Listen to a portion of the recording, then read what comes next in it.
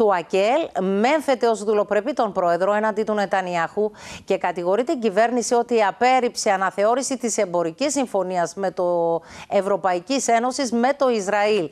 Στον αντίποδα, ο Νίκος Χριστοδουλίδης υπομνήει στην Εζεκία Παπαϊωάννου τη συνεργασία της με δικτάτορες, επαναφέροντας στο προσκήνιο την πολύ νεκρή τραγωδία στο Μαρί. Το ρεπορτάζ έχει η Άννα Χριστοδουλίδη.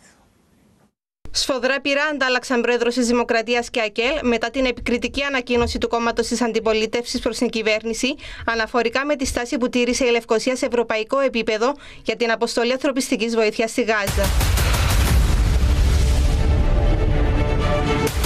Σε υψηλούς τόνους και δείχνοντας την τραγωδία του Μαρί, απάντησε ο πρόεδρος της Δημοκρατίας Νίκος Χριστοδουλίδης στη συνεχιζόμενη κριτική που δέχεται τα τελευταία 24 ώρα από το ΑΚΕΛ. Έχω ακούσει για συνεργάτες, για εγκληματίες, για δολοφόνους.